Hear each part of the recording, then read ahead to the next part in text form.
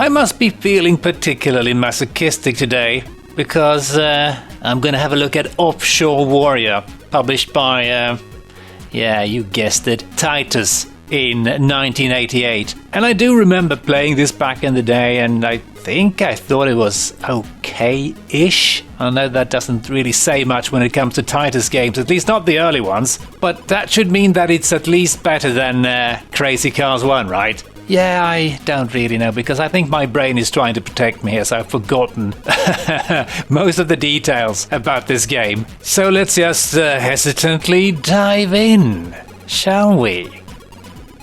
What I do remember about this game is that it had a sample music intro, just like Crazy Cars 1, that I think was decent, so let's listen.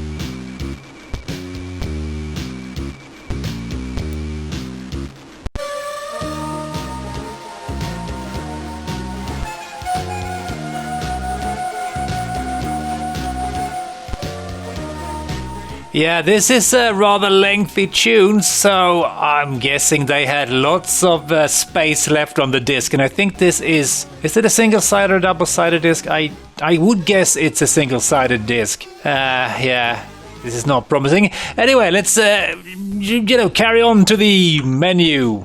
There's no menu apparently, just like many other Titus game, it just kind of dives straight into the game. Or like in this case, some sort of, I suppose this is the first map we are supposed to play, Lake Michigan. And I have not been able to figure out who worked on this game, which is not a good sign either. I think I found who the coder was, but I'm not entirely sure, because that could be the person that worked on the Amiga version. And there was also some information suggesting that this game is using the same engine or the same scaling routines that was used in Crazy Cars 1. Yeah, I don't want to press the button, but I'm going to have to do it anyway. Let's press the button and start racing. And the manual for this game is a little bit unclear. It says you're supposed to destroy your opponents, but I mean, it looks like a racing game to me. You're supposed to kind of follow these cones, or maybe it's not cones. I don't know what you call them, but it seems like a racer to me and not really a blasting game. Yeah, I don't really know, because there's really nothing happening here. It is running better than Crazy Cars, but then again, so does a brick tied to a boat anchor, so that really doesn't tell us much, does it? And apparently we only have 2 bullets, because I can't fire. And did I win? Yay, I won. Yeah, we seem to have only 2 projectiles, so I don't get, why am I supposed to destroy my opponents? Yeah, it's just a weird manual. It seems like they wrote it like years before they actually finished the game as usual. But anyway, these interlude screens are very nice looking, and I don't actually remember this one. So maybe I didn't get this far back in the day. Yeah, maybe I didn't play it very much. I don't really remember. My brain it's a good one. It tries to help me. And that projectile trajectory was just really weird. What? I don't understand. Why am I not just firing straight ahead? Because that would make sense. So, I wasn't paying attention there. We can't touch the rocks. And please, would you please respawn me? Oh my god. Please. Yeah, this is... It's better than Crazy Cars 1. But it's not good. And yeah, I think I'm gonna be screwed here, right? And the frame rate is, considering how little is going on screen, is pretty bad. I mean, everything is moving in huge steps again, and it's really hard sometimes to judge. And I think we can crush the boats. Oh, bloody hell. We can push the opponents into the rocks. At least that's what it said in the manual. If that is actually practically possible, I don't know. Because it did warn me, you have to come from the side, otherwise you blow up for some reason. I mean, look at this. It's really not very smooth. This should be possible to do. Come on. And what's going on now? Am I? Game over? I didn't win?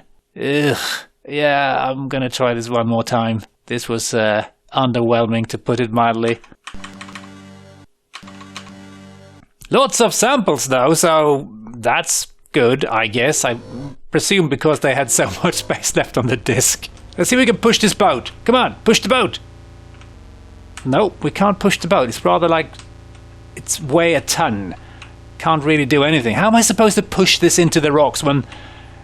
Yeah, okay. Maybe the manual is just written by someone who wasn't actually working on the game. But I'm going to try and win this race and make a save state, so see you there. Okay, I just kind of blew up for no good reason there. Did they shoot me from behind? Because I didn't get any warning whatsoever. Ugh, such garbage. Let's see if we can... Yeah, gotcha! Okay, it is possible to blow up the other boats. But it's just so weird, the trajectory of the missile or whatever it is. And what is that? Why am I... is that like a hill on the water or something? Okay, did I lose again? Oh, God. Take that, you evil boat fiend. And sometimes the graphics just goes all bonkers. I don't know why. Just like everything just moves in a very peculiar way, just like one frame. Hey, stay away from me, you filthy boat.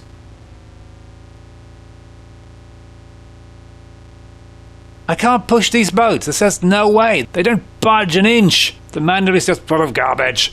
Oh, I've won. Let's make a save state. Good. Let's blow up. Oh, now oh, it seems like you can control the direction of the projectile by pressing a direction. That's interesting.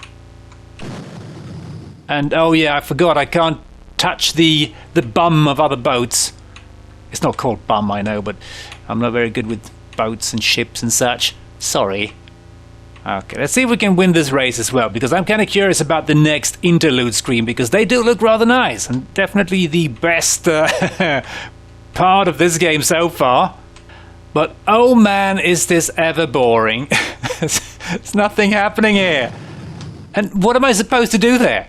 I mean, please, do tell. What am I supposed to do? There's nothing I can do to avoid that. Unless, of course, the manual actually forgot to mention something, like... that you have a rear view mirror or something, I don't know. Yeah, this is just garbage trash on fire. Ah, gotcha. Can I get this one too? No, I can't because it's so weird. Can't seem to control the direction of the shot at all, really, even though it kind of seems like it. Maybe we should try and move around a bit to avoid being attacked from the rear. I think I won. Maybe? Oh yeah, amazing balls. The golf in Finland. Looks very nice and futuristic. Let's see how it plays. About the same as before, I'm guessing. Ah, yeah. No, please. I don't want to drive into you guys. It's bad for my health and my boat. Now get out of the flipping...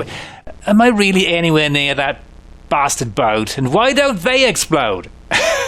Have I got all my fuel stashed in the front of the boat or something? This is so boring. Nothing fun going on.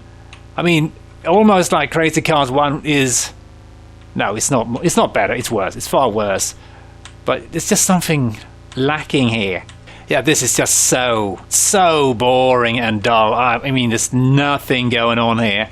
Anything interesting. And again, how is he's to the right of me and then all of a sudden he's to the left behind me and blows me up?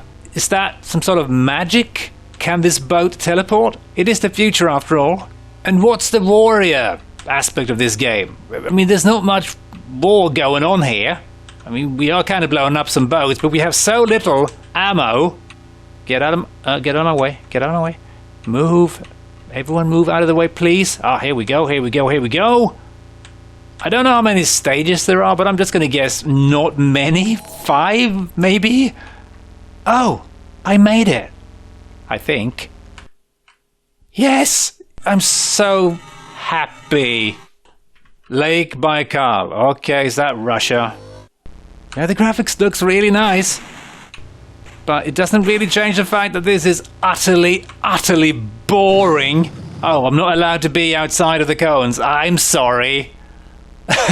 Oh man, yeah, this is absolute trash. Even at a budget price, this would be very disappointing. Apart from the graphics, I mean, yeah, and the sample music, but that doesn't really last very long, does it? Take that. That's the warrior part. There's a little bit of warrior inside of me, and I can't. Yeah, well, you know what? This is trash garbage on fire in a dark alley in New York somewhere. Yeah, I don't want to play this anymore. Let's go and see what some other people thought about this, shall we? The one gave the ST version an overall score of 41%, and they wrote, Offshore Warrior on ST isn't much different to its Amiga counterpart. The color is much the same, with the odd minor sacrifice here and there, and the sound effects are also similar. All the faults, such as the repetitive gameplay and juddery graphics, are still evident, and when these are taken into account, it's fair to say that Offshore Warrior offers no significant improvement over the Amiga version. The games machine were even a tiny bit less excited, and they gave the ST version 45%, and they wrote, Close to the Amiga in graphics definition, the colored bars which simulate movement move backwards when going at full speed, a mildly ridiculous spectacle in an intentionally direct game. And they also write, with only boys, rocks and stupidly regular and parallel two-tone wave patterns, the feeling of movement is limited and courses soon become boring. For gamers who want simple, fast-blasting, Offshore Warriors offers a few hours of fun, and I would call that a lie. There isn't much blasting going on in this game. It's more racing, and then you get 3 lousy bullets to destroy, hopefully, some opponents. So, yeah, for £25 or £20, 19.99 for the ST version, this is an immense disappointment, and I wouldn't have been happy if I'd paid that amount of money back in the day. I wouldn't even have been happy if I'd paid a budget amount. And there's no more masochism left in me today, so I'm just going to say thanks for watching, hope you enjoyed, and as always, hope to catch you next time. Cheers!